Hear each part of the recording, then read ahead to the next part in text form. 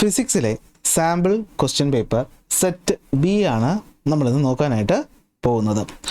അപ്പോൾ ഓരോ സാമ്പിൾ അല്ലെങ്കിൽ മോഡൽ ചോദ്യ പേപ്പർ നോക്കുമ്പോഴും നിങ്ങൾ ശ്രദ്ധ കൊടുക്കേണ്ട ഒരു കാര്യം എന്താണെന്ന് വെച്ച് കഴിഞ്ഞാൽ, ഏത് ടോപ്പിക്കിൽ നിന്നാണ് ചോദ്യങ്ങൾ കൂടുതലായിട്ട് വരുന്നത്, ആ ചോദ്യം ചോദിക്കുന്നത് പാറ്റേൺ എങ്ങനെയാണ്, ഈ കാര്യങ്ങൾക്ക് നിങ്ങൾ ഇമ്പോർട്ടൻസ് കൊടുത്തു വേണം എപ്പോഴും ചോദ്യം നോക്കാൻ. അല്ലാതെ ഇവിടെ ചോദ്യത്തിൻ്റെ ഉത്തരം നോക്കി ആ ഉത്തരം കാണാതെ പഠിക്കുക അല്ലെങ്കിൽ ആ ചോദ്യം കാണാതെ പഠിക്കുക എന്നുള്ളതാകരുത്. കാരണം നമുക്ക് സാമ്പിൾ ചോദ്യപേപ്പർ നോക്കുമ്പോഴേ നമുക്കൊരു ഐഡിയ കിട്ടുള്ളൂ. അതായത് ഈ ടോപ്പിക്കിൽ നിന്ന് ഇങ്ങനെയും ചോദ്യങ്ങളൊക്കെ വരാമല്ലോ, അല്ല അപ്പോൾ അങ്ങനെ വന്നാൽ നമ്മളിങ്ങനെ ഉത്തരം എഴുതും. അപ്പോൾ അതിനാണ് നിങ്ങളിവിടെ കൂടുതലായിട്ട് എന്ത് ചെയ്യേണ്ടത്, ഫോക്കസ് ചെയ്യേണ്ടത്. ഓൾറെഡി സെറ്റ് എ നമ്മൾ എന്ത് ചെയ്തിട്ടുണ്ട്, അപ്ലോഡ് ചെയ്തിട്ടുണ്ട്. സെറ്റ് ബി നിന്ന് നമ്മൾ പഠിക്കും. ഉടനെ തന്നെ സെറ്റ് സിയും നമ്മൾ എന്ത് ചെയ്യും, ചെയ്യുന്നതായിരിക്കും.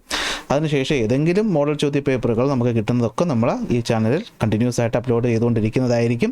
അപ്പോൾ നിങ്ങളുടെ പരീക്ഷ എന്ന് പറയുന്നത് മാക്സിമം നിങ്ങൾക്ക് ഈസി ആയിട്ട് മാറാനായിട്ട് ഞങ്ങളെക്കൊണ്ട് പറ്റുന്ന എല്ലാ കാര്യങ്ങളും നമ്മൾ ചെയ്യുന്നതായിരിക്കും. അപ്പോൾ ആദ്യമായിട്ട് ചാനൽ കാണുന്നവർ ചാനൽ സബ്സ്ക്രൈബ് ചെയ്യാനും വീഡിയോ ലൈക്ക് ചെയ്യാനും കൂട്ടുകാർക്ക് ഷെയർ ചെയ്ത് കൊടുക്കാനും മറക്കണ്ട. ഫിസിക്സിൻ്റെ കംപ്ലീറ്റ് ടോപ്പിക്കും, അതായത് നിങ്ങളുടെ ടെക്സ്റ്റ് ബുക്കിൽ നിങ്ങളുടെ സ്കൂളിൽ പഠിപ്പിക്കുന്ന ആ ഓർഡറിൽ ആദ്യം മുതൽ അവസാനം വരെ എല്ലാ പോർഷൻസും നമ്മൾ ഓൾറെഡി ചാനലിൽ വീഡിയോസായിട്ട് അപ്ലോഡ് ചെയ്തിട്ടുണ്ട്. അപ്പോൾ എല്ലാ ചാപ്റ്റേഴ്സിൻ്റെ നോട്ട് നിങ്ങൾക്ക് ഫ്രീ ആയിട്ട് എടുക്കാവുന്നതാണ്. ടെലഗ്രാമിൽ ജോയിൻ ചെയ്യുക. വാട്സാപ്പ് ചാനൽ ഇപ്പോൾ ഫുള്ളാണ്, പുതിയ ചാനൽ തുടങ്ങിയിട്ടില്ല.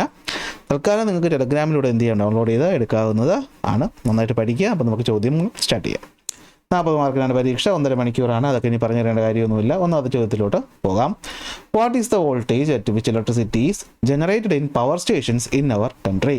നമ്മുടെ രാജ്യത്ത് പവർ സ്റ്റേഷനുകളിൽ വൈദ്യുതി ഉൽപ്പാദിപ്പിക്കപ്പെടുന്ന വോൾട്ടേജ് എന്ന് പറഞ്ഞാൽ എത്രയാണ്? നമുക്കറിയാം അത് എത്രയാണ്. അത് 11 കിലോ വോൾട്ട് ആണ്, അല്ലേ? 11 കിലോ വോൾട്ട് ആണ്. ഇവിടെ ശ്രദ്ധിച്ചോ, കണ്ടോ, ഫസ്റ്റ് ഓപ്ഷനിൽ 11 വോൾട്ട് ഉണ്ട്. പെട്ടെന്ന് അത് കണ്ട് 11 വോൾട്ട് എഴുതരുത്. 11 കിലോ വോൾട്ടാണ് നമ്മുടെ കറക്റ്റ് ഉത്തരവെന്ന് പറയുന്നത്. ഒരു മാർക്ക് ഇവിടെ കിട്ടും, അല്ലേ? അപ്പോൾ പവർ സ്റ്റേഷൻ ഇവിടെ ജനറേറ്റ് ചെയ്യുന്നു. അവിടെ നമ്മൾ 11 കിലോ വാട്ട് സ്റ്റെപ്പ് അപ്പ് ചെയ്ത് കൂട്ടിയിട്ട് ട്രാൻസ്മിഷൻ ലോസ് കുറയ്ക്കുന്നു എന്നൊക്കെയുള്ള കാര്യങ്ങളൊക്കെ നമുക്ക് നോക്കി വയ്ക്കണം. അതൊക്കെ ഇമ്പോർട്ടൻ്റ് ആണ്. രണ്ടാമത്തെ ചോദ്യം, what do you mean by magnetic effect of electric current? Magnetic effect of electric current എന്ന് പറഞ്ഞാൽ എന്താണ്? ഇലക്ട്രിക്കൽ എനർജി അല്ലെ എന്തായിട്ട് മാറുകയാണ്? മാഗ്നറ്റിക് എഫക്റ്റ് ആയിട്ട്, മാഗ്നറ്റിക് എനർജി ആയിട്ട് മാറുകയാണ്. അതായത് magnetic field is produced around a current carrying conductor is called magnetic effect of electric current എന്നൊരു സെൻറ്റൻസ് എഴുതിയാൽ ഒരു മാർക്ക് കിട്ടി. 3 അസർഷൻ റീസൺ ടൈപ്പ് ചോദ്യമാണ്. ചോദ്യത്തിൽ പറയുന്നത്, some people can see distant object clearly but cannot see nearby object clearly. അപ്പോൾ അസുഖം എന്ന് പറഞ്ഞാൽ നമുക്കറിയാം ഏതാണ്? നമ്മൾ ഈ പറയുന്ന ഹൈപ്പർ മെട്രോപ്പിയാണ്, അല്ലേ? ഹൈപ്പർ മെട്രോപ്പിയാണ്, അല്ലെങ്കിൽ എന്താണ്, ലോങ് സൈറ്റഡ്നെസ് ആണ്. നമുക്ക് ദൂരെ ഉള്ളത് കാണാൻ പറ്റും, അടുത്തുള്ളത് കാണാൻ പറ്റത്തില്ല. Reason, the eyeball of such person is too long with respect to the power of the eyelets, അല്ലേ? Eyeball is too long എന്നല്ലേ പറഞ്ഞിരിക്കുന്നത്. ഐ ബോൾ ടു ലോങ് ആവുകയാണോ ഐ ബോൾ ഷോർട്ട് ആവുകയാണോ ചെയ്യുന്നത്? ഐ ബോൾ ഷോർട്ട് ആവുകയാണ് ചെയ്യുന്നത്, അല്ലേ? അപ്പോഴല്ലേ ഇത് സംഭവിക്കുന്നത്? നമ്മൾ ഈ പറയുന്ന അടുത്ത് നിന്ന് വരുന്ന ലൈറ്റ് റേസ് നമ്മുടെ കണ്ണിൽ ലെൻസിൽ തട്ടിയിട്ട് എന്ത് പറ്റുന്നു? ആ ലെൻസ് കഴിഞ്ഞ് പുറകിലേക്ക് പോയി ഫോക്കസ് ആകുമ്പോഴല്ലേ നമുക്ക് ഈ ഒരു അവസ്ഥ ഉണ്ടാകുന്നത്. അപ്പോൾ ഐബോൾ ചെറുതാവുകയല്ലേ ചെയ്യുന്നത്. പക്ഷേ ഇവിടെ പറഞ്ഞേക്കുന്നത് എന്താണ്? ലോങ് ആവുകയാണെന്നല്ലേ.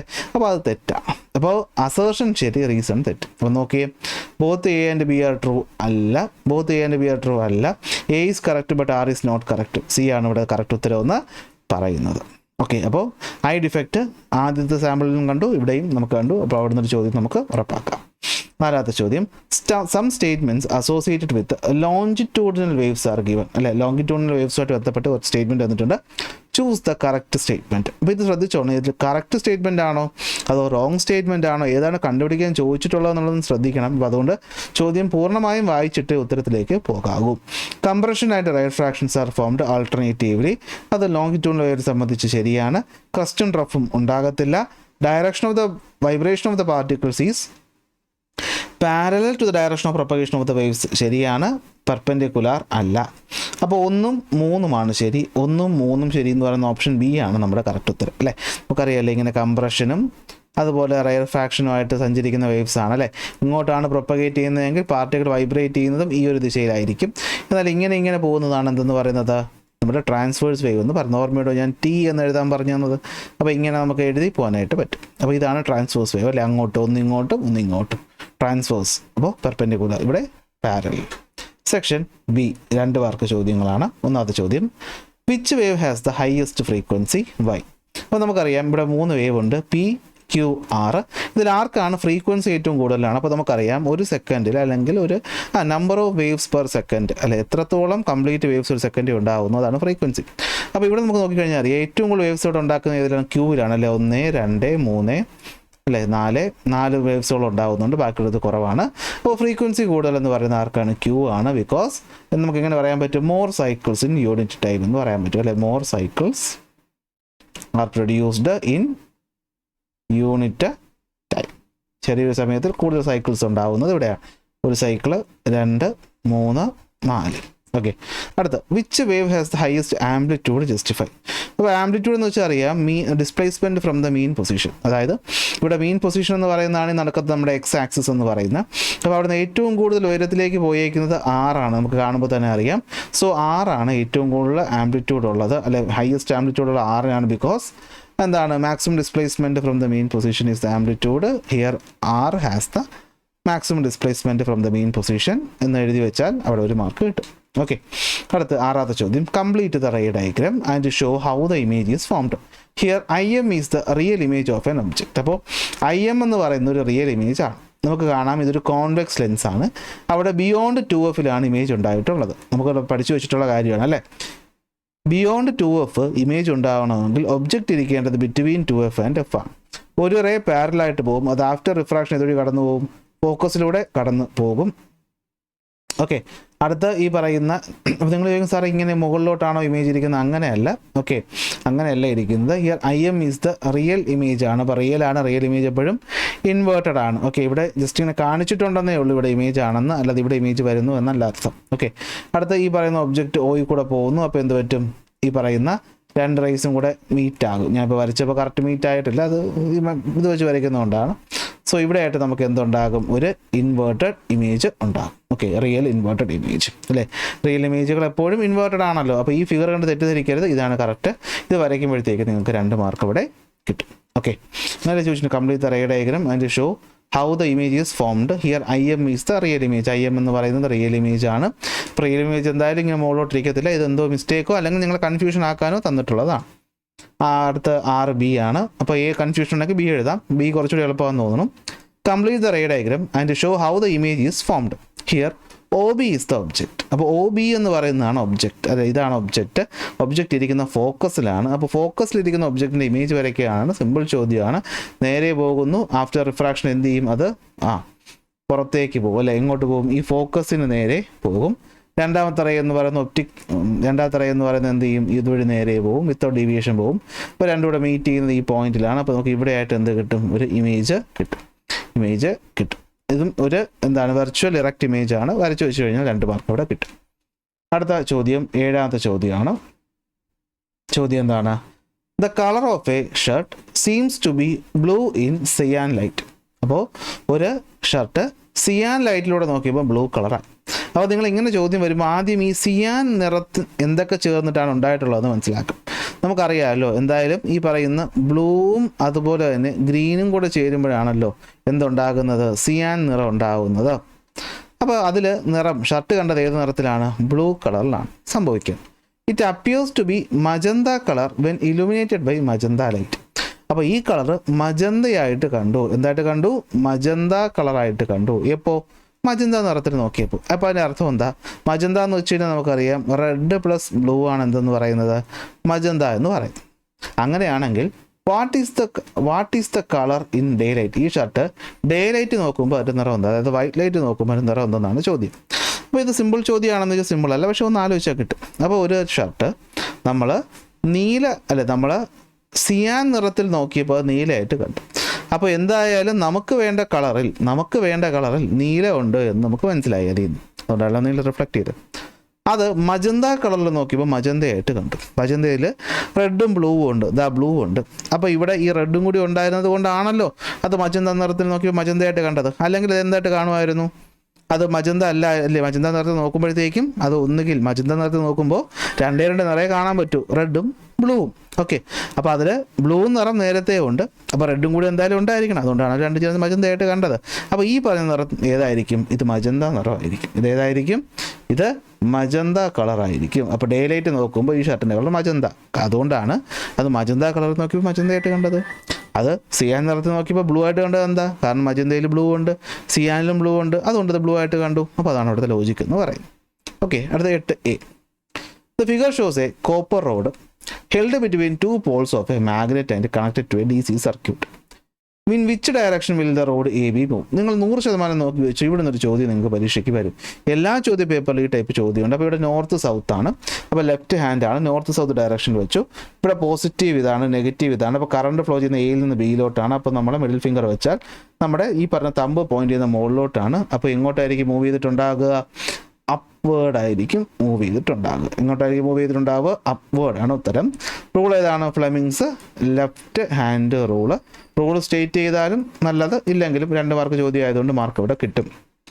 അടുത്ത 4 ചോദ്യമുണ്ട്. അപ്പോൾ ഇനി ഇത് അറിയില്ലെങ്കിൽ ഇത് കുറച്ചുകൂടി എളുപ്പമാണെന്ന് തോന്നുന്നു. Which device is shown here? ഇതെന്താണ്? ഇത് മൂവിങ് കോയിൽ ലൗഡ് സ്പീക്കർ ആണ്. What is the working principle? Moving coil loud സ്പീക്കറിൻ്റെ വർക്കിംഗ് പ്രിൻസിപ്പിൾ ആണ് motor principle. What is energy change? Electrical energy ഇതിൽ ശബ്ദമാക്കി മാറ്റുകയാണ്, സൗണ്ട് എനർജിയാക്കി മാറ്റുകയാണ്. അല്ലെങ്കിൽ മെക്കാനിക്കൽ എനർജി എന്ന് എഴുതിയാലും കുഴപ്പമൊന്നുമില്ല, സൗണ്ട് എന്നതായിരിക്കും കുറച്ചുകൂടെ നല്ലത്. സുഖമായിട്ട് മാർക്ക് കിട്ടും. മുകളിലത്തെ ചോദ്യം അറിയില്ലെങ്കിൽ ഇത് എഴുതുന്നതായിരിക്കും നല്ലത്. അടുത്ത 9ാമത്തെ ചോദ്യം. The figure shows nichrome wire kept at same temperature.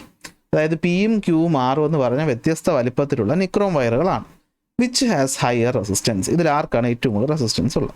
അപ്പം നമുക്കറിയാം റെസിസ്റ്റൻസ് എന്ന് പറയുന്നത് ലെങ്ത്തിനനുസരിച്ച് കൂടുന്നു, പക്ഷേ ഇവിടെ ലെങ്ത് എല്ലാം സെയിം ആണ്. അത് ഏരിയയ്ക്ക് അനുസരിച്ച് കുറയുന്നു. അപ്പോൾ ഇവിടെ ഏരിയയ്ക്ക് അനുസരിച്ച് കുറയുന്നു. അപ്പോൾ ഏരിയ ഏറ്റവും കുറവുള്ള ആൾക്കാർക്ക് റെസിസ്റ്റൻസ് ഏറ്റവും കൂടുതൽ. അപ്പോൾ ഏതാണ്? പിക്കാണ് ഏറ്റവും കൂടുതൽ. ബിക്കോസ് പി, കാരണം എന്താണ്? P has low area. Resistance increases with decrease in area. അപ്പോൾ അതുകൊണ്ട് ഏരിയ കുറവായ പിക്കാണ് ഏറ്റവും കൂടുതൽ resistance. Of these, P has the highest resistivity. Write down your comment about this statement. Describe the reason. ഇതിൽ പിക്കാണ് ഏറ്റവും കൂടുതൽ ഹൈ റെസിസ്റ്റിവിറ്റി എന്നാണ് പറഞ്ഞേക്കുന്നത്. റെസിസ്റ്റൻസ് പിക്കാണ് കൂടുതൽ, പക്ഷേ റെസിസ്റ്റിവിറ്റി പിക്കാണ് കൂടുതലെന്ന് പറയാൻ പറ്റില്ല. കാരണം ഇതെല്ലാം നിക്രോമാണ്. നിക്രോം എന്ന മെറ്റീരിയൽ സംബന്ധിച്ചിടത്തോളം അതിൻ്റെ റെസിസ്റ്റിവിറ്റി എന്ന് പറയുന്നത് എന്താണ്? സെയിം ആയിരിക്കും. 3 പേർക്കും അത് സെയിം ആയിരിക്കും. കാരണം റെസിസ്റ്റിവിറ്റി ഈസ് ഇൻഡിപെൻഡൻറ്റ്, അല്ലേ? Is independent of length and area. Okay, resistivity ലെങ്ത്തിനും ഏരിയയ്ക്കും എന്താണ്? ഇൻഡിപെൻഡൻ്റ് ആണ്. ഇത് രണ്ടും കൂടിയാലും കുറഞ്ഞാലും റെസിസ്റ്റിവിറ്റി എന്ത് ചെയ്യത്തില്ല? മാറത്തില്ല. അതായത് ഒരു യൂണിറ്റ് ലെങ്ത്തും unit area of cross section ഉള്ള മെറ്റീരിയൽ കാണിക്കുന്ന റെസിസ്റ്റൻസിനെയാണ് അതിൻ്റെ റെസിസ്റ്റിവിറ്റി എന്ന് പറയുന്നത്. സോ ലെങ്ത്തും ഏരിയ അനുസരിച്ച് മാറത്തില്ല. ഈ റീസൺ അങ്ങ് എഴുതി വെച്ച് കഴിഞ്ഞാൽ നിങ്ങൾക്ക് അവിടെ 1 മാർക്ക് കിട്ടും. 10ാമത്തെ ചോദ്യം. Write down 2 differences between step up step down transformer. Simple ചോദ്യം അല്ലേ? Step up transformer, step down transformer, primary turns, secondary turns അറിയാൻ പറ്റുമെന്നും വിശ്വസിക്കുന്നു. സ്റ്റെപ്പ് അപ്പ് ട്രാൻസ്ഫോമർ ആണെങ്കിൽ എന്തായിരിക്കും? Number of turns in the primary ആയിരിക്കും എന്താണ് കൂടുതൽ, number of turns in the secondary എന്ന് പറയുന്നത് അല്ലേ? സ്റ്റെപ്പ് അപ്പ് അല്ലേ? തിരിഞ്ഞു പോയി അല്ലേ? Number of turns in the primary ആയിരിക്കും കുറവ്, number of turns in secondary ആയിരിക്കും കൂടുതൽ. ഇവിടെ ആണെങ്കിലോ number of turns in primary ആയിരിക്കും കൂടുതൽ, number of turns in secondary ആയിരിക്കും കുറവ്. ഇനി തിരിച്ച് ഇവിടെ പ്രൈമറി വോൾട്ടേജ് എന്ന് പറയുന്നത് എന്തായിരിക്കും? സ്റ്റെപ്പ് അപ്പ് അല്ലേ? കുറവായിരിക്കും. സെക്കൻഡറി വോൾട്ടേജ് ആയിരിക്കും കൂടുതൽ. ഇവിടെ ആണെങ്കിലോ പ്രൈമറി വോൾട്ടേജ് എന്ന് പറയുന്നത് കൂടുതലായിരിക്കും, സെക്കൻഡറി വോൾട്ടേജ് കുറവായിരിക്കും. ഇനി കറണ്ട്, ടേൺസിൻ്റെ എണ്ണം, തിക്നെസ് ഒക്കെ വെച്ച് ഇഷ്ടമുള്ള പോയിന്റുകൾ എഴുതാൻ 2 മാർക്കാണ്. 4 പോയിന്റ് എഴുതിയാൽ അവിടെ മാർക്ക് കിട്ടും. അടുത്ത 11ാമത്തെ ചോദ്യം. A 1 metre long a metal rod 1 metre long. അപ്പോൾ ഒരു മെറ്റൽ റോഡുണ്ട്. ഇതിൻ്റെ മൊത്തം നീളം എന്ന് പറയുന്നത് 1 മീറ്ററാണ്. Act as a first order lever. അപ്പോൾ നടുക്കാണ് fulcrum. And effort of 180 gram weight എന്ന് വെച്ചാൽ എന്താണ്? വെയിറ്റ് എന്ന് പറയുമ്പോൾ ഇവിടെ ഫോഴ്സ് ആണല്ലോ, കുഴപ്പമില്ല. Act at 1 end. അപ്പോൾ ഒരു എൻഡിൽ ആക്ട് ചെയ്യുന്നത് എത്രയാണ്? ഒരു എൻഡിൽ ആക്ട് ചെയ്യുന്നത് 150 ഗ്രാം വെയിറ്റ് ആണ്. 150 ഗ്രാം വെയിറ്റ് ആണ്. അടുത്ത് end balances A road at 350 kilo. അല്ല, അടുത്ത എൻഡിലുള്ളത് ലോഡെന്ന് വെച്ചാൽ എത്രയാണ്? അത് 350 ഗ്രാം വെയിറ്റ് ആണ്. അത് 350 ഗ്രാം വെയിറ്റ് ആണ്. അടുത്ത് വേറെ തന്നിട്ടുണ്ട്? വേറെ ഒന്നും തന്നിട്ടില്ല. Find the length of the effort am and load. അപ്പോൾ നമുക്കിവിടെ നടുക്കൊരു പോയിന്റ് ഉണ്ട്. ആ പോയിന്റ് നമുക്ക് എന്ത് വിളിക്കാം? ഫൽക്രം എന്ന് വിളിക്കാം. ഇതിനെ നമുക്ക് എഫേർട്ട് എന്ന് വിളിക്കാം, ഇതിനെ നമുക്ക് ലോഡ് എന്ന് വിളിക്കാം. എങ്കിൽ ഈ ദൂരവും കണ്ടുപിടിക്കാനാണ് പറഞ്ഞിരിക്കുന്നത്. 2 ദൂരവും നമുക്ക് തന്നിട്ടില്ല. ആകെ തന്നിട്ടുള്ള മൊത്തം ദൂരം എന്ന് പറയുന്നത് എന്താണ്? 1 മീറ്ററാണ്.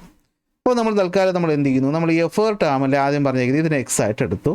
എങ്കിൽ ഈ പറയുന്ന ലോഡ് ആം എത്രയായിരിക്കും? 100 അല്ലേ? മീറ്റർ അല്ലേ? 100 മീറ്റർ ആണോ? മീറ്റർ അല്ലേ? അപ്പോൾ നമുക്കിവിടെ ഗ്രാമിലല്ലോ നിൽക്കുന്നത്. അപ്പോൾ നമുക്ക് എന്ത് ചെയ്യാം, മീറ്ററിനെ മാറ്റുന്നതായിരിക്കും നല്ലത്, സെൻറ്റിമീറ്ററിലോട്ട് മാറ്റാം അല്ലേ. അപ്പോൾ നമുക്കറിയാമല്ലോ 100 സെൻറ്റിമീറ്ററാണ് ഒരു മീറ്റർ. അപ്പോൾ എന്താണ് 100 - x ആയിരിക്കും ഇത്. അതായത് ഇവിടെ 1 മീറ്റർ എന്ന് പറയുന്നത് നമുക്ക് എത്രയെന്ന് എടുക്കാം, 1 മീറ്ററിന് വരെ നമുക്ക് 100 സെൻറ്റിമീറ്റർ എന്ന് എടുക്കാം. അല്ലെങ്കിൽ ഈ ഗ്രാമിലെല്ലാം കിലോഗ്രാമിലോട്ട് മാറ്റിടാം, അതിനേക്കാളും എളുപ്പം ഈ ഒരു ചെറിയ ടൈമിനെ മാറ്റുന്നതല്ലേ. 100 സെൻറ്റിമീറ്റർ എന്ന് എടുക്കാം. അപ്പോൾ 100 - x എന്ന് എടുക്കാം. അപ്പോൾ നമുക്കറിയാം പ്രിൻസിപ്പിൾ ഓഫ് ലിവർ അനുസരിച്ച് എഫേർട്ട് ആം എന്ന് പറയുന്നത് എന്തിന് ഈക്വലാണ്, ലോഡ് ഇൻറ്റു ലോഡ് ആമിന് ഈക്വലാണ്. എഫേർട്ട് എന്ന് പറയുന്നത് 150 ഇൻറ്റു എഫേർട്ട് ആം എന്ന് പറയുന്നത് എക്സ്, ലോഡ് എന്ന് പറയുന്നത് 380, ലോഡ് ആം എന്ന് പറഞ്ഞാൽ എത്രയാണ് 100 - x.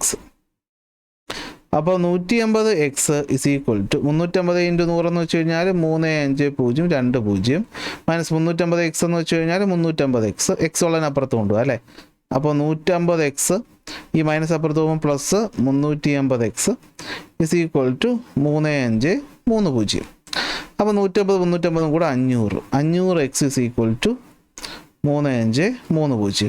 അപ്പോൾ ഇതിന് x എന്ന് വെച്ച് കഴിഞ്ഞാൽ 3530 ഡിവൈഡഡ് ബൈ 500, 0 വെട്ടി 350/5 അല്ലേ.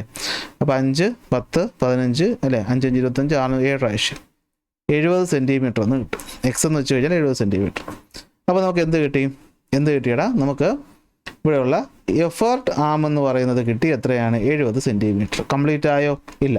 ലോഡ് ആം കണ്ടുപിടിക്കണം. അപ്പോൾ നമുക്കറിയാം ലോഡ് ആം എന്ന് വെച്ച് കഴിഞ്ഞാൽ എന്താണ്, എഫേർട്ട് ആം എന്ന് പറഞ്ഞു കഴിഞ്ഞാൽ ഇത്രയും, അത് 70 ആണെങ്കിൽ ആകെ 100, അതിൽ നിന്ന് 70 പോയി കഴിഞ്ഞാൽ എത്രയായിരിക്കും 100 - 70. അപ്പോൾ എത്രയാണ് ലോഡ് ആം എന്ന് പറയുന്നത് 30 സെൻറ്റിമീറ്റർ ആയിരിക്കും. അപ്പോൾ ഇങ്ങനത്തെ ഒരു ചോദ്യം വന്നാൽ ചെയ്യാൻ പറ്റും. ഓക്കെ, സിമ്പിൾ ചോദ്യമാണെന്ന് ചോദിച്ചാൽ സിമ്പിളാണ്, പക്ഷേ കുറച്ചൊന്നും കാൽക്കുലേഷൻ ഉണ്ട്, പറ്റുമെന്ന് വിശ്വസിക്കുന്നു. ഓക്കെ, അപ്പോൾ ഇവിടെ നമുക്കറിയാം ഗ്രാം വെയിറ്റ് എന്ന് പറയുന്നത് ഫോഴ്സിൻ്റെ ആയതുകൊണ്ടാണ്, മാസ് അല്ല. ഗ്രാം മാത്രം തന്നിരുന്നെങ്കിൽ നമുക്ക് 9.8 ഒക്കെ ചെയ്യേണ്ടി വന്നു. ഇവിടെ ഗ്രാം വെയിറ്റ് എന്ന് പറഞ്ഞിട്ടുള്ളത് കൊണ്ട് വെയിറ്റ് ആണ്, അപ്പോൾ ഫോഴ്സാണ് അവിടെ മാറ്റേണ്ട.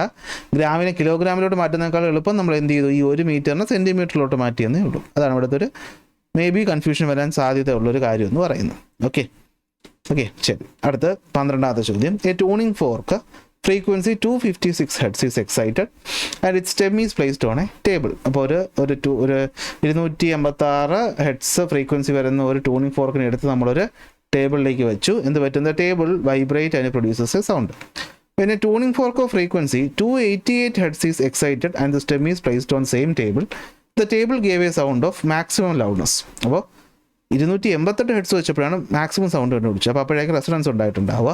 ചോദ്യം, what is the frequency vibration of the table in the first case frequency എത്രയായിരിക്കും, ഫോഴ്സ്ഡ് വൈബ്രേഷൻ അല്ലേ. അപ്പോൾ ഈ കൊടുത്ത ഫ്രീക്വൻസി തന്നെയായിരിക്കും 256 hertz. B, what is the natural frequency of the table, why do you think so. Natural frequency എത്രയായിരിക്കും, നമുക്കറിയാം loud sound കേട്ടത് 2ാമത്തെ കേസിലാണ്. അപ്പോൾ ലൗഡ് സൗണ്ട് കേൾക്കുമ്പോൾ റെസൊണൻസ് എന്ന് വെച്ചാൽ എന്താ, നാച്ചുറൽ ഫ്രീക്വൻസിയും ഫോഴ്സ്ഡ് ഫ്രീക്വൻസിയും തുല്യമാകുമ്പോൾ. അപ്പോൾ ഈ ടേബിളിൻ്റെ നാച്ചുറൽ ഫ്രീക്വൻസി എന്ന് പറയുന്നത് ഇതിനടുത്തുള്ള ഏതോ സംഖ്യയാണ്. സോ നമുക്ക് 288 എന്ന് തന്നെ എഴുതാം. അപ്പോൾ ബിയുടെ ഉത്തരം 288 ഹെഡ്സ് ആണ് ഇവിടുത്തെ നാച്ചുറൽ ഫ്രീക്വൻസി. എന്തുകൊണ്ടെന്ന് വെച്ച് കഴിഞ്ഞാൽ because the table vibrated with maximum loudness when it is excited using a 288 hertz fork, which shows that the table is in resonance with the fork. അപ്പോൾ അതുകൊണ്ട് എന്തായിരിക്കും, so when the forced vibration and natural frequency become equal, resonance happens. So നമുക്ക് എന്ത് പറയാൻ പറ്റും, 288 heads ആണ് ഇവിടുത്തെ natural frequency എന്ന് പറയാനായിട്ട് പറ്റും.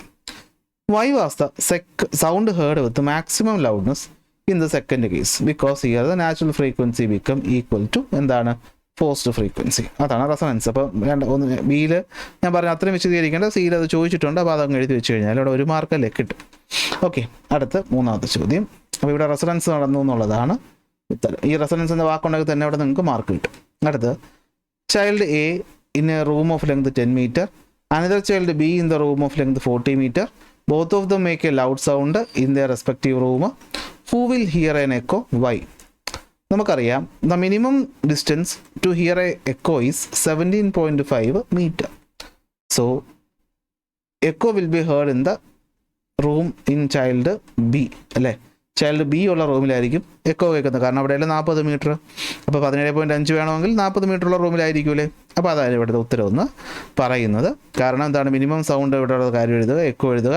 ഇനി ഇതിനേക്കാൾ കുറവാണെങ്കിൽ in the room of child A he will hear എന്താണ്, റിവർബറേഷൻ ആയിരിക്കും കേൾക്കുന്നത്, എന്തല്ല നമ്മൾ ഈ പറഞ്ഞ എക്കോ ആയിരിക്കത്തില്ല. കാരണം എന്താണ്, നമ്മൾ പെർസിസ്റ്റൻസ് ഓഫ് ഹിയറിംഗ് കാരണം നമുക്ക് മിനിമം സൗണ്ട് വേണ്ടത് എത്രയാണെന്നുള്ളത് അറിയാം. അപ്പോൾ ഈ മിനിമം സമയത്തിന് ശേഷം 1/10 സെക്കൻഡ് നമ്മുടെ സൗണ്ട് ചെവി നിൽക്കും, പിന്നെ പ്രോസസ്സ് ചെയ്യാൻ സമയം എടുക്കും. അപ്പോൾ 10 മീറ്റർ ഉള്ള റൂമിലാണെങ്കിൽ സൗണ്ട് റിഫ്ലക്ട് ചെയ്ത് അതിന് മുന്നേ എത്തും. അപ്പോൾ നമുക്ക് എന്തായിട്ടായിരിക്കും കാണുന്നത്, റിവർബറേഷൻ ആയിരിക്കും കേൾക്കുന്നത്. എക്കോ കേൾക്കണമെങ്കിൽ 17.5 മീറ്റർ കഴിയണം, അതായത് ബിയിലായിരിക്കും എക്കോ കേൾക്കുന്നത്. അപ്പോൾ അത് മൊത്തം 13ാമത്തെ ക്വസ്റ്റ്യൻ നോക്കാം. An object of height 6 centimetre kept 60 centimeter away from a lens gave an image on a screen kept 40 centimeter away from the lens. Calculate the height of the image obtained if the object is 40 centimeter away from the same lens.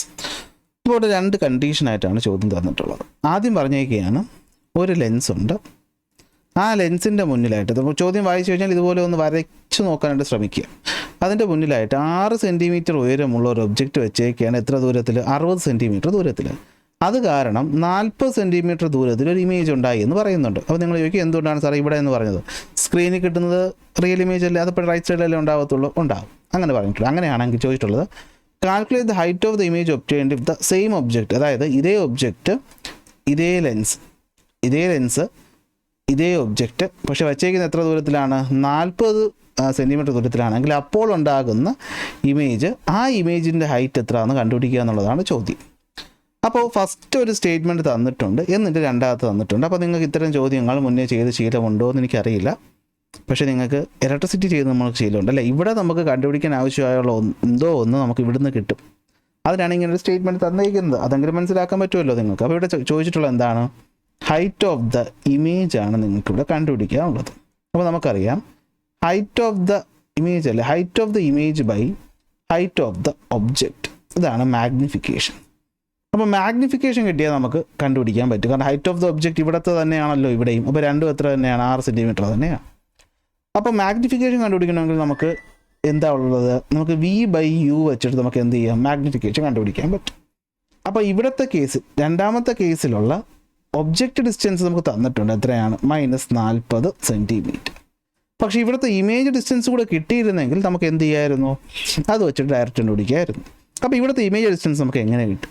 അപ്പോൾ ഇവിടുത്തെ image distance കണ്ടുപിടിക്കണമെങ്കിൽ നമുക്ക് വേണ്ടത് യുവും focal ലെങ്തും ഉണ്ടെങ്കിൽ കണ്ടുപിടിക്കാൻ പറ്റും. അപ്പോൾ ഈ focal length നമുക്ക് തന്നിട്ടില്ലല്ലോ, പക്ഷേ ഈ ഫോക്കൽ ലെങ്ത് നമുക്ക് ഇവിടുത്തെ കേസ് വെച്ചിട്ട് കണ്ടുപിടിക്കാനായിട്ട് പറ്റും അല്ലേ? കാരണം ഇവിടെ നമുക്ക് യുവും തന്നിട്ടുണ്ട്, വിയും തന്നിട്ടുണ്ട്. ലെൻസ് സെയിം അല്ലേ? അപ്പോൾ ഫോക്കൽ ലെങ്ത് മാറില്ലല്ലോ. അപ്പോൾ ഈ ഒന്നാമത്തെ കേസ് വെച്ചിട്ട് നമ്മൾ ഫോക്കൽ ലെങ്ത് കണ്ടുപിടിച്ചിട്ട് ആ ഫോക്കൽ ലെങ്ത് ഉപയോഗിച്ചിട്ട് ഇവിടുത്തെ വി കണ്ടുപിടിച്ചിട്ട് അത് വെച്ചിട്ട് നമ്മൾ ഇവിടുത്തെ എന്ത് കണ്ടുപിടിക്കണം? നമ്മളിവിടുത്തെ ഹൈറ്റ് ഓഫ് ദി ഇമേജ് കണ്ടുപിടിക്കണം. അപ്പോൾ അത്യാവശ്യം നല്ലൊരു ചോദ്യമാണ്, നമുക്ക് ചെയ്യാം. അപ്പോൾ തന്നിട്ടുള്ളടുത്ത് എഴുതുക. ഒന്നാമത്തെ കേസിൽ യു എത്രയാണ്? അത് -60 സെൻറ്റിമീറ്റർ ആണ്. ഒന്നാമത്തെ കേസിൽ വി എത്രയാണ്? അത് +40 സെൻറ്റിമീറ്റർ ആണ്. സൈൻ കൺവെൻഷൻ ഒന്നും ഡൗട്ടില്ലല്ലോ. അപ്പോൾ നമുക്കറിയാം ഫോക്കൽ ലെങ്ത് കണ്ടുപിടിക്കാനായിട്ട് സിമ്പിൾ ഫോർമുല UV/ എന്താണ്? U - V ആണ് അല്ല, UV/U - V ആണ് അല്ലേ? UV/U - V ആണ് നമുക്ക് കണ്ടുപിടിക്കാനുള്ളത്. അപ്പോൾ F is equal to U എത്രയാണ്? -60 × +40 ഡിവൈഡഡ് ബൈ -60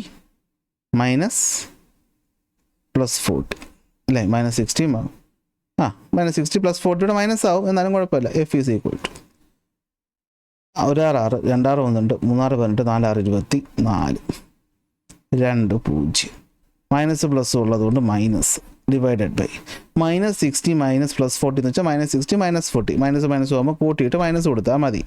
എത്ര കിട്ടും? -100. അപ്പോൾ ഫോക്കൽ ലെങ്ത് എന്ന് പറയുന്നത് 0 വെട്ടിപ്പോവും, മൈനസ് വെട്ടിപ്പോവും, 24 സെൻറ്റിമീറ്റർ എന്ന് കിട്ടും. ഫോക്കൽ ലെങ്ത് എത്രയെന്ന് കിട്ടും? 24 സെൻറ്റിമീറ്റർ. ആ ഫോക്കൽ ലെങ്ത് ആയിട്ടുള്ള 24 സെൻറ്റിമീറ്റർ ഇവിടെ കൊണ്ടുവന്ന് കൊടുത്താൽ നമുക്കിവിടെ വി കണ്ടുപിടിക്കാൻ പറ്റൂല. എങ്ങനെ കണ്ടുപിടിക്കാൻ പറ്റും? വിയുടെ ഫോർമുല കാണാതെ ചോദിച്ചിട്ടില്ലെങ്കിലും കുഴപ്പമില്ല, നമുക്ക് ഇങ്ങനെ ചെയ്യാം. 1/F is equal to 1/V minus എന്താണ്? 1/U. ഇത് കണ്ടുപിടിക്കാനുള്ള 1/V ആണ്. അപ്പോൾ ഈ -1/U അപ്പുറത്ത് വരും. അപ്പോൾ ഇക്വേഷൻ എങ്ങനെ മാറും? 1/V is equal to 1/F അവിടെ തന്നെ ഉണ്ട്, ഈ മൈനസ് അപ്പുറത്ത് പോകും പ്ലസ് ആവും, +1/U ആയിട്ട് മാറും.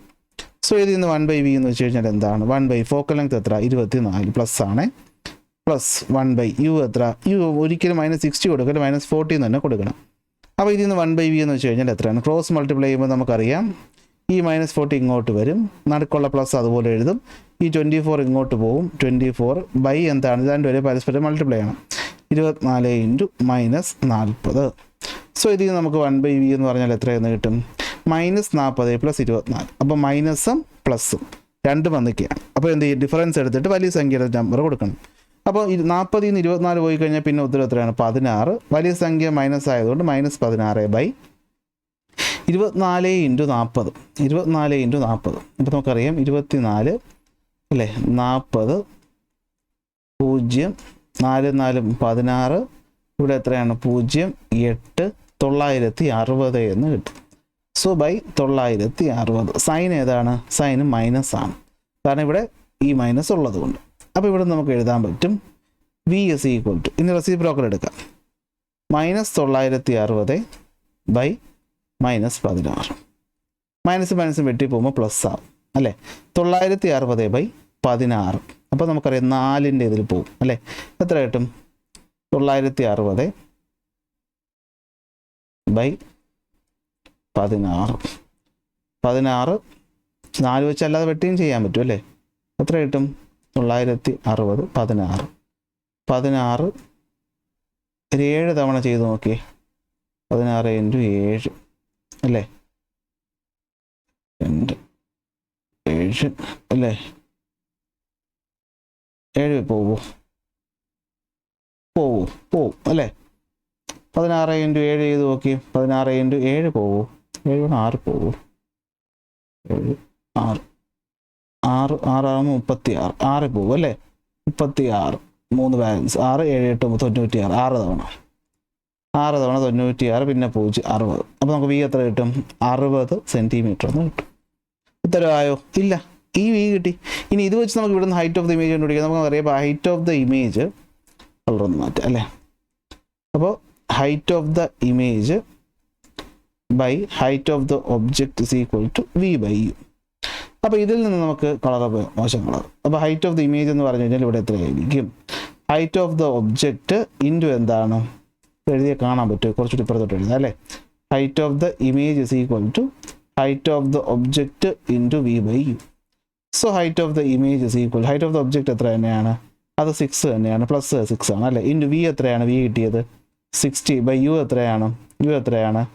-40 അല്ലേ. അപ്പോൾ ഹൈറ്റ് ഓഫ് ദ ഇമേജ് എന്ന് പറയുന്നത് നമുക്ക് എത്ര കിട്ടും? 36 0 ബൈ -40. അപ്പോൾ ഹൈറ്റ് ഓഫ് ദ ഇമേജ് എന്ന് പറയുന്നത് 0 0 പോവും, 4 36 എത്ര? 9 അല്ലേ. 9 തവണ പോവും. അപ്പോൾ 9 -9 സെൻറ്റിമീറ്റർ എന്ന് കിട്ടും. അപ്പോൾ -9 സെൻറ്റിമീറ്റർ ആണ് നമ്മുടെ ഇവിടുത്തെ ഹൈറ്റ് ഓഫ് ദ ഇമേജ് എന്ന് പറയുന്നത്. എത്രയാണ്? -9. ശരിയാണോ? ശരിയാണ്, കാരണം താഴോട്ടല്ലേ, അപ്പോൾ മൈനസ് തന്നെയാണ് വരുന്നത്. -9 സെൻറ്റിമീറ്റർ ആണ് ഇവിടെ height of the image. 3 mark ചോദ്യമാണ്, പക്ഷേ കുറച്ച് ടഫ് ചോദ്യമായിട്ടാണ് എനിക്ക് തോന്നിയത്. അടുത്ത ചോദ്യം നോക്കാം. 14ാമത്തെ ചോദ്യം. White light passes through A prism is depicted. Name the phenomenon. Explain how this happens. Dispersion ആണ് ഉത്തരം. Dispersion. When light enters A prism, the light will undergo deviation, but the deviation depends on the color of the light. Red will deviate the least and the violet will deviate the most. എഴുതി വെച്ചാൽ 3 mark ഇവിടെ കിട്ടും. Due to the change in the wavelength എന്ന പോയിന്റും കൂടി add ചെയ്താൽ അത്രയും നല്ലത്. 15A. Which of the following has got the low electrical resistance? An electrical appliance having high power or an electrical appliance having low power, both operating in the same voltage, justify the answer. ഇപ്പോൾ power voltage തമ്മിലുള്ള ബന്ധമാണ് ചോദിച്ചിട്ടുള്ളത്. അപ്പോൾ നമുക്കറിയാം P is equal to power voltage തമ്മിലുള്ള ബന്ധം എന്താണ്? V²/R ആണ്. അപ്പോൾ സെയിം വോൾട്ടേജ് ആകുമ്പോഴത്തേക്ക് 2 ഡിവൈസിലും പിന്നെ വോൾട്ടേജിന് അവിടെ ഇമ്പോർട്ടൻസ് ഇല്ല. അപ്പോൾ രണ്ടിടത്ത് വോൾട്ടേജിൻ്റെ കാര്യം കോൺസ്റ്റൻ്റ് ആയി കഴിഞ്ഞാൽ പിന്നെ ഇവിടെ എന്താണ് അതിൻ്റെ അർത്ഥം? Power is inversely proportional to resistance എന്നല്ലേ. Power is inversely proportional to resistance. അപ്പോൾ ആർക്കാണോ പവർ കൂടുതൽ അവർക്ക് റെസിസ്റ്റൻസ് എന്തായിരിക്കും? കുറവായിരിക്കും. അപ്പോൾ എന്തായിരിക്കും ഉത്തരം എന്ന് പറയുന്നത്? ഇവിടെ വിച്ച് വൺ ഹാസ് ലോ, ഇവിടെ ആർക്കാണ് ലോ റെസിസ്റ്റൻസ്? ഹൈ പവർ ഉള്ള ഉപകരണത്തിനാണോ അതോ സെയിം വോൾട്ടേജ് പ്രവർത്തിക്കുന്ന ലോ പവറുള്ള ഉപകരണത്തിനാണോ? അപ്പോൾ വോൾട്ടേജ് സെയിം ആണെങ്കിൽ പവർ റെസിസ്റ്റൻസിന് ഇൻവേഴ്സ്ലി പ്രൊപ്പോർഷണൽ ആണ്. അപ്പോൾ ആർക്കാണോ പവർ കൂടുതൽ അവർക്ക് റെസിസ്റ്റൻസ് കുറവായിരിക്കും. ഇവിടെ ചോദിച്ചുള്ള ലോ റെസിസ്റ്റൻസ് ആണ്. അപ്പോൾ ഒന്നാമത്തത് electrical appliance having high power, അതാണ് കറക്റ്റ് ഉത്തരം. അതിനായിരിക്കും എന്തുണ്ടാകുന്നത്? ലോ റെസിസ്റ്റൻസ് ഉണ്ടാകുന്നത്. അപ്പോൾ ഇങ്ങനത്തെ കണക്ഷനൊക്കെ ചോദിച്ചാൽ ഇക്വേഷൻ എഴുതി കണ്ടുപിടിക്കുന്നതായിരിക്കും നല്ലത്. ഇതൊന്നും കാണാതെ പഠിച്ച് വയ്ക്കാൻ പറ്റത്തില്ല. ഇതൊക്കെ നമ്മൾ ചെയ്ത് ടോപ്പിക്ക് മനസ്സിലാക്കി പഠിച്ചാൽ മാത്രമേ പറ്റുള്ളൂ. ഫിസിക്സ് അങ്ങനെ പഠിച്ചിട്ടേ കാര്യമുള്ളൂ. ചോദ്യം B.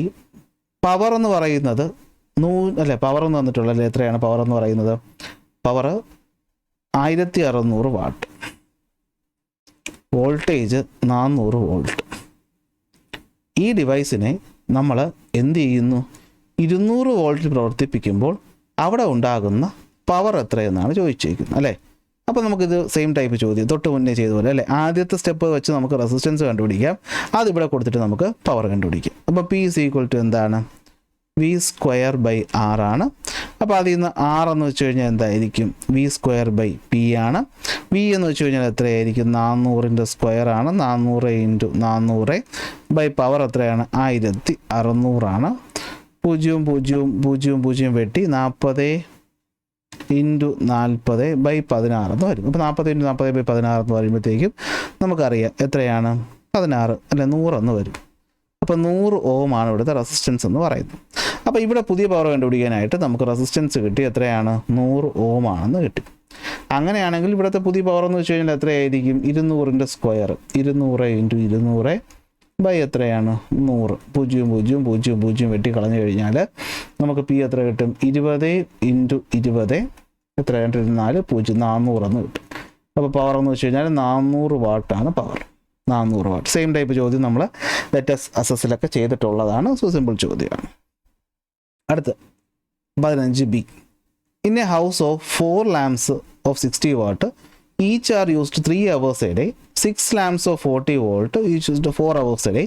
Calculate the total energy consumed by them in 30 days. അപ്പോൾ ഈ ടൈപ്പ് ചോദ്യം നമുക്കൊരു 100% എക്സ്പെക്ട് ചെയ്യാം. എല്ലാ മോഡൽ ചോദ്യ പേപ്പറിലും സെയിം ടൈപ്പ് ചോദ്യമുണ്ട്. അപ്പോൾ നമുക്കറിയാം പവർ കണ്ടുപിടിക്കാനല്ലേ, ഇലക്ട്രിക്കൽ എനർജി കൺസ്യൂംഡ് കണ്ടുപിടിക്കാനായിട്ടുള്ള ഫോർമുല എന്താണ്? Power into time into day. തന്നിട്ടുള്ള വാട്ടിലാണെങ്കിൽ കിലോ വാട്ടിലാക്കാനായിട്ട് 1000 കൊണ്ട് ഡിവൈഡ് ചെയ്യണം. അപ്പോൾ ഒന്നാമത്തെ കേസിൽ ലാമ്പാണ്. ലാമ്പ് എത്രയാണ്? 4 ലാമ്പുണ്ട്. 60 വാട്ടാണ് പവർ. 3 മണിക്കൂർ ഉപയോഗിക്കും. ബൈ എത്ര? 1000 ചെയ്യണം. അതുപോലെ രണ്ടാമത്തെ കേസിൽ എത്രയായിരിക്കും വന്നിരിക്കുന്നത്? 6 ലാമ്പുണ്ട്. 40 വാട്ട് ഈച്ച്. ദിവസം ഉപയോഗിക്കുന്ന എത്രയാണ്? 4 മണിക്കൂറാണ്. ബൈ 1000 ചെയ്യണം. അപ്പോൾ നിങ്ങൾ ചെയ്ത് നോക്കുക. ചെയ്തിട്ട് കിട്ടുന്ന ഉത്തരത്തിന് കൂട്ടിക്കഴിഞ്ഞാൽ നമുക്കിവിടെ ഉത്തരം കിട്ടും. ഓക്കെ, ചെയ്യുമ്പോഴത്തേക്കും നമുക്ക് ഫലത്തിലെത്തി ഏതാണ്ട് എത്ര ആൻസർ വരുമെന്ന് വെച്ച് കഴിഞ്ഞാൽ നമ്മുടെ ആൻസർ കീയിലുണ്ട്. ഇങ്ങനെ ചെയ്താൽ മതി, കിട്ടും അല്ലേ? ചെയ്ത് നോക്കിയാൽ മതി. നമുക്ക് കാൽക്കുലേഷൻ സമയം ഞാൻ വെറുതെ കളയണമെന്നില്ല. എല്ലാം കൂടി ചെയ്യുമ്പോൾ നമുക്ക് ഏതാണ്ട് 50.4 kWh കിട്ടും ഉത്തരം. ചെയ്ത് നോക്കിയാൽ മതി. എഴുതുന്ന കാര്യം മനസ്സിലായ വേണ്ടി കാൽക്കുലേഷനാണ്, അത് നിങ്ങൾ പാർട്ട് ചെയ്യുക. 16ാമത്തെ ചോദ്യം. Circuit having current carrying solenoid are depicted. Identify the correct figure and justify. അപ്പോൾ നമുക്കറിയാം. അപ്പോൾ ഈ സോളിനോയിഡിൽ നോർത്തും സൗത്തും നോർത്തും മാറി തന്നപ്പോൾ തന്നെ മനസ്സിലായി ഇതിൽ സോളിനോയിഡിൻ്റെ നോർത്തും സൗത്തും കണ്ടുപിടിക്കുന്നതാണ് നമ്മുടെ ജോലി. അപ്പോൾ നമുക്കറിയാം ഇത് പോസിറ്റീവ് നെഗറ്റീവ്. കറണ്ട് ഫ്ലോ ചെയ്യുന്ന ഇങ്ങോട്ട്, കൈ നമ്മൾ കറണ്ട് ഫ്ലോ ചെയ്യുന്ന ഡയറക്ഷൻ പിടിക്കുമ്പോൾ തമ്പ് പോയിന്റ് ചെയ്യുന്നത് നോർത്ത് പോൾ ആയിരിക്കണം. പക്ഷേ ഇവിടെ തമ്പ് പോയിന്റ് ചെയ്യുന്നത് ഇങ്ങോട്ടാണ്, പക്ഷേ ഇവിടെ സൗത്ത് പോളാണ്. അപ്പോൾ ഇത് തെറ്റ്. ബി ആണ് കറക്റ്റ്. ഓക്കെ, ബി ആണ് കറക്റ്റ്. ഐഡൻറ്റിഫൈ, ജസ്റ്റിഫൈ എന്താണ് നമുക്ക് മറ്റേ hold the current carrying solenoid in the right hand and curl the finger around the direction in which the current is flowing. Current flow ചെയ്യുന്ന ഈ ഡയറക്ഷനിലായതുകൊണ്ട് flow ചെയ്യുമ്പോൾ thumb will point the north. അത് എഴുതി വെച്ചാൽ ഉത്തരം കിട്ടും. Write down 2 methods to increase the magnetic strength of the current carrying solenoid. Increase the number of turns അല്ലേ? നമ്പർ ഓഫ് ടേൺസ് ഇൻക്രീസ് ചെയ്യുക, വോൾട്ടേജ് ഇൻക്രീസ് ചെയ്യുക. 2 എണ്ണം എഴുതി വെച്ച് കഴിഞ്ഞാൽ അവിടെ മാർക്ക് കിട്ടും. ഇതൊക്കെ സിമ്പിൾ ചോദ്യങ്ങളാണ്. Explain how you can prove that a screw is similar to an inclined plane. ഇങ്ങനത്തെ ഒരു ചോദ്യം വരുമെന്ന് ഞാൻ ഒരിക്കലും വിചാരിച്ചില്ല. സംഭവം ഇത്രയേ ഉള്ളൂ. നമ്മൾ എന്താണ്, ഒരു ട്രയാങ്കിൾ, റൈറ്റ് ട്രയാങ്കിളായിട്ട് പേപ്പറിനെ കട്ട് ചെയ്യുക, എന്നിട്ട് ഈ ഭാഗം ഷെയ്ഡ് ചെയ്യുക. നമ്മൾ എന്നിട്ട് അതിനെ എന്ത് ചെയ്യുക, ഒരു പെൻസിലിൽ ചുറ്റുമ്പോഴത്തേക്കും നമുക്കത് സ്ക്രൂ ത്രെഡ് പോലെ കാണാൻ പറ്റും. അതിന് അൺസ്ക്രൂ ചെയ്യുമ്പോഴത്തേക്കും അല്ലെങ്കിൽ ആ ഹൈറ്റ് നമ്മൾ മെഷർ ചെയ്യുമ്പോഴത്തേക്കും നമുക്ക് ഇവിടുത്തെ എന്ത് കിട്ടും, പിച്ച് കിട്ടും. അതെന്ന് പറഞ്ഞിട്ടുള്ള എക്സ്പെരിമെൻ്റ് ഒന്ന് പഠിച്ചു വെച്ചിട്ട് എഴുതും. പക്ഷേ അതിങ്ങനെ ചോദിക്കുമെന്ന് എനിക്കറിയില്ല. ആ എക്സ്പെരിമെൻ്റ് എഴുതി വയ്ക്കുക എന്നുള്ളതാണ് ഇവിടുത്തെ എൻ്റെ ഉത്തരം എന്ന് പറയുന്നത്. സോ നിങ്ങളത് പഠിച്ചിട്ടുണ്ടെങ്കിൽ അത് എഴുതി വയ്ക്കുക, അല്ലെങ്കിൽ ഈ മാർക്ക് പോകുന്നതായിരിക്കും. അപ്പോൾ പോകാതിരിക്കാൻ ജസ്റ്റ് ഇതുപോലെ ഒരു പേപ്പർ കട്ട് ചെയ്തിട്ട് അതിനെന്ത് ചെയ്യുക, ഈ ഷേപ്പിലാക്കുക, കളർ ഷെയ്ഡ് ചെയ്യുക, എന്നിട്ട് നമ്മൾ ചുറ്റിയുടെ ലെങ്ത് എടുക്കുന്ന ആ എക്സ്പെരിമെൻ്റ് ടെക്സ്റ്റ് ബുക്കിൽ അതൊന്ന് നോക്കിയിട്ട് പോവുക. ഓക്കെ, അടുത്ത 18ാമത്തെ ചോദ്യം. The given graph is related to current induced in the armature of a generator during its working. അപ്പോൾ ഇതൊരു ജനറേറ്ററിൻ്റെ ആർമേച്ചറിലുണ്ടായ കറണ്ടിൻ്റെ ഗ്രാഫാണ്. Child A says that it is an AC generator. Child B says that it is a DC generator. Child C says that it is both. With whom do you agree? Justify your answer. പെട്ടെന്ന് ചോദ്യം കണ്ടപ്പോൾ ഒന്നും മനസ്സിലായില്ല. അപ്പോൾ ഇങ്ങനെ മനസ്സിലാവാത്ത ചോദ്യം വന്നാൽ നിങ്ങൾ അതിൻ്റെ മൊത്തം ചോദ്യം ഒന്ന് വായിച്ചു നോക്കുക, എന്നിട്ട് തീരുമാനം എടുത്താൽ മതി. ഇവിടെ നോക്കിയേ, in N AC generator and in a DC generator, the armature are kept stationary and the magnet is rotated. What do you know about the nature of the output from each generator? Give the reason. ഇപ്പോൾ മനസ്സിലായില്ലേ? നമ്മൾ പഠിച്ചപ്പോൾ പറഞ്ഞിരുന്നു, ഏത് generator ആയാലും അതിൻ്റെ ആർമേച്ചറിൽ ഉണ്ടാകുന്ന എന്ത് കറണ്ടാണ്? അത് AC കറണ്ടാണ്. അതിനെ നമ്മൾ സ്പ്ലിറ്റ് റിങ് ഉപയോഗിച്ചിട്ടാണ് DC ആക്കി മാറ്റുന്നത്. അവിടത്തു നിന്നുള്ള ചോദ്യമാണിത്. ഇപ്പോൾ ഒരു ചോദ്യം ശ്രദ്ധിച്ച്, ചൈൽഡ് A പറഞ്ഞു, അപ്പോൾ ഇതെന്താണ്? ഇത് ഒരു ജനറേറ്ററിൻ്റെ ആർമേച്ചറിലുണ്ടായ കറണ്ടാണ്. ഒരു ജനറേറ്ററിൻ്റെ ആർമേച്ചറിൽ അത് AC ആയാലും DC ആയാലും ഉണ്ടാകുന്നത് എന്താണ്? AC കറണ്ടാണ്. അപ്പോൾ ചൈൽഡ് C പറഞ്ഞല്ലേ ശരി, ഇതെന്താകാം? ഇത് AC-യുമാകാം അല്ലെങ്കിൽ DC-യുമാകാം. സോ ചൈൽഡ് C ആണ് കറക്റ്റ് ഉത്തരം. റീസൺ എന്താണ്? In A generator the current induced in the armature is always AC, whether for AC generator or for a DC generator. It is the split ring that convert AC into DC. Okay, അത് എഴുതി വെച്ചാൽ mark കിട്ടും. അടുത്ത്, in N AC generator and DC generator നമ്മൾ എന്ത് ചെയ്തു? നമ്മൾ ആർമേച്ചറിനെ stationery ആക്കി വെച്ചിട്ട് ആരെ റൊട്ടേറ്റ് ചെയ്തു? മാഗ്നറ്റിനെ റൊട്ടേറ്റ് ചെയ്താൽ ഔട്ട്പുട്ട് എന്തായിരിക്കും എന്ന് ചോദിച്ചാൽ ഔട്ട്പുട്ട് എന്ന് പറയുന്നത് AC ആയിരിക്കും. അത് AC ആയാലും DC ജനറേറ്റർ ആയാലും ആർമേച്ചർ കറങ്ങി ആർമേച്ചറിൻ്റെ സ്പ്ലിറ്റ് റിങ് അതിനെ മാറ്റുമ്പോഴാണ് DC ആവുന്നത്. അല്ലെങ്കിൽ ഡിഫോൾട്ടായിട്ട് വരുന്നത് എപ്പോഴും AC അല്ലേ? അപ്പോൾ ആർമേച്ചർ ഉപയോഗിക്കാതെ നമ്മൾ മാഗ്നറ്റിനെ മാത്രം കറക്കി കഴിഞ്ഞാൽ ആര് വർക്കാവുന്നില്ല? സ്പ്ലിറ്റ് റിങ് പിന്നെ അവിടെ വർക്കാവുമോ? ഇല്ലല്ലോ. സ്പ്ലിറ്റ് റിങ് അതേപോലെ തന്നെ ഇരിക്കും. അപ്പോൾ സൈക്കിൾ അനുസരിച്ച് അത് ചേഞ്ച് ആവില്ല. അപ്പോൾ എപ്പോഴും കിട്ടുന്നത് എന്ത് തന്നെ ആയിരിക്കും? AC തന്നെ ആയിരിക്കും. Because the split rings are not used here. അതുകൊണ്ട് നമുക്ക് പറയാൻ പറ്റും or the split rings are not working or the split ring has no importance here എന്ന് പറഞ്ഞാൽ മാർക്ക് കിട്ടും. അടുത്ത B part, 4 figure. In all the figures the solenoid and the bulb are identical. എല്ലാത്തിലെയും സോളിനോയിഡും ബൾബും സെയിം ആണ്, soft iron കോറും same ആണ്. അങ്ങനെയാണെങ്കിൽ ഇതിൻ്റെ ബ്രൈറ്റ്നസ് കമ്പയർ ചെയ്യണം, ഓരോ സ്റ്റേറ്റ്മെൻറ്റിൻ്റെ ആർഗ്യുമെൻറ്റും എഴുതണം. അപ്പോൾ ഇത് കണ്ടാൽ തന്നെ നമ്മൾ പറഞ്ഞിട്ടുണ്ട് ആദ്യം ഇത് മ്യൂച്വൽ ഇൻഡക്ഷനാണ്. മ്യൂച്വൽ ഇൻഡക്ഷൻ AC-യിലേ ഉള്ളൂ. അപ്പോൾ DC കൊടുത്തിട്ടുള്ള Aയും Dയും വർക്ക് ആവില്ല എന്ന് എഴുതിക്കൊള്ളണം. A and D won't work here. സിയിലും ബിയിലും നോക്കിയാൽ ആർക്കാണോ സോഫ്റ്റ് അയൺ കോർ ഉള്ളത് അവൻ കൂടുതൽ ബ്രൈറ്റ് ആയിരിക്കും. അപ്പോൾ C ആയിരിക്കും ഏറ്റവും കൂടുതൽ bright due to the presence of the soft iron core. Mark കിട്ടി. B എന്ന് വെച്ചാൽ എന്തായിരിക്കും? ലെസ് ബ്രൈറ്റ് ആയിരിക്കും due to the absence of the soft iron core. ഇത്ര എഴുതി കഴിഞ്ഞാൽ അവിടെ 4 മാർക്ക് ചുമ്മാതെ കിട്ടും. ചുമ്മാതല്ല, പഠിച്ചൊരാക്കിയത് എഴുതാൻ പറ്റുള്ളത് വേറെ കാര്യം. അപ്പോൾ ഇത്രയേ ഉള്ളൂ. നമ്മുടെ B പാർട്ട് സെറ്റ് ചോദ്യവും കിട്ടി. ഈ ചോദ്യത്തിൻ്റെ ഒക്കെ ഉത്തരം ആ ചോദ്യ പേപ്പറിന് തന്നെ താഴെ ഉണ്ട്. ഞാനത് വിശദീകരിച്ച് തന്നു എന്ന് മാത്രമേ ഉള്ളൂ. സോ ക്ലാസ് എല്ലാവർക്കും ഇഷ്ടപ്പെട്ട് കാണുമെന്ന് വിശ്വസിക്കുന്നു. അപ്പോൾ ഇനിയും നിങ്ങൾക്ക് പുതിയ ചോദ്യ പേപ്പർ മോഡലും ഒക്കെ ആയിട്ട് ഉടനെ വരുന്നതായിരിക്കും. അപ്പോൾ ക്ലാസ് ഇഷ്ടപ്പെട്ടാൽ ലൈക്ക് ചെയ്യാനും ഷെയർ ചെയ്യാനും സബ്സ്ക്രൈബ് ചെയ്യാനും മറക്കണ്ട. അടുത്ത ക്ലാസ്സിൽ അടുത്ത ടോപ്പിക്കുമായിട്ട്